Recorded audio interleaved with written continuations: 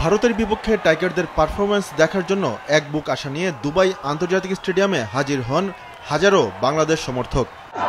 কিন্তু শুরু থেকেই হতাশা। ওপেনার সৌম্য সরকার ফিরলেন শূন্যতে, অধিনায়ক নাজমুল শান্তও হাঁটলেন একই পথে। মাত্র 2 রানে 2 উইকেটের পতন। তানজিদ তামিম এক প্রান্তে মারমুখী ব্যাট চালান, কিন্তু তিনিও বিদায় নেন 25 রানে। মিরাজ, মুশফিক কেউই হাল ধরতে পারলেন না। 35 রানে 5 উইকেট হারিয়ে মহাবিপদে বাংলাদেশ। 10 ওভারের সংগ্রহ 5 উইকেটে 39 রান। হাল ধরেন জাকের আলী ও তাওহিদ হৃদয়। 29তম ওভারে বাংলাদেশের রান 100 পার করেন দুজন। উল্লসিত হয়ে ওঠে টাইগার সমর্থকরা। তাওহিদ হৃদয় ছিলেন অপ্রতিরোধ্য। জাকের আলীও দারুণ খেলেন। ওয়ানডেতে টানা দ্বিতীয় 50 তুলে নেন তিনি। প্রায় একই সময়ে 50-র দেখা পান হৃদয়। তবে সেঞ্চুরি মিস করেন জাকের আলী। 114 বলে 68 রান করেন জাকের। 43তম ওভারে পতন হয় ষষ্ঠ উইকেটের। ভাঙে হৃদয় আর জাকেরের 154 রানের জুটি।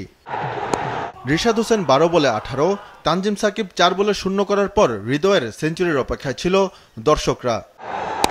অবশেষে ক্যারিয়ারের প্রথম সেঞ্চুরি তুলে নেন তাওহিদ হৃদয়। 118 বলে 100 রান করেন তিনি। 49.4 ওভারে 228 রানে অল আউট হয় বাংলাদেশ। কোটি মানুষের আস্থার ভালোবাসায় 11 বারের মতো দেশের 1 নম্বর রেফ্রিজারেটর ব্র্যান্ড ওয়ালটন। ভারতের জন্য এই টার্গেট ছিল মামুলি। তাসকিন ও মুস্তাফিজ টানা 8 ওভার বল করেন। 8ম ওভারে দলীয় অর্ধশতক তোলেন রোহিত ও শুভমান। 10ম ওভারে প্রথম সাফল্য এনে দেন তাসকিন আহমেদ। রোহিত শর্মা 36 বলে 41 রান করেন। 10 ওভার শেষে ভারতের সংগ্রহ 1 উইকেটে 69 রান। তানজিম সাকিব, মেহেদী মিরাজ ও রিশাদ হোসেনকে সহজেই খেলেন বিরাট কোহলি ও শুভমান গিল। ভারত 100 রানে পৌঁছায় 20তম ওভারে। রিশাদ হোসেনের নৈপুণ্যে 22তম ওভারে দ্বিতীয় সাফল্য টাইগারদের। বিরাট কোহলি আউট হন 38 বলে 22 রান করে। তবে 50 তুলে নেন শুভমান গিল। শ্রেয়াস আইয়ার করেন 15 রান। 30 ওভারে ভারতের রান 3 উইকেটে 144। বাকি 20 ওভারে অর্থাৎ 120 বলে ভারতের দরকার 85 রান, হাতে 7 উইকেট। এরপর অক্ষর প্যাটেলের উইকেট পড়লেও তা ভারতের জয়ে বাধা হতে পারেনি। শুভমান গিলের সেঞ্চুরিতে সহজেই 6 উইকেটের জয় তুলে নেয় ভারত। বাংলাদেশ পরের ম্যাচ খেলবে নিউজিল্যান্ডের বিপক্ষে। আগামী 24 ফেব্রুয়ারি সোমবার বিকাল 3টায় ম্যাচটি হবে পাকিস্তানের রাওয়ালপিন্ডিতে।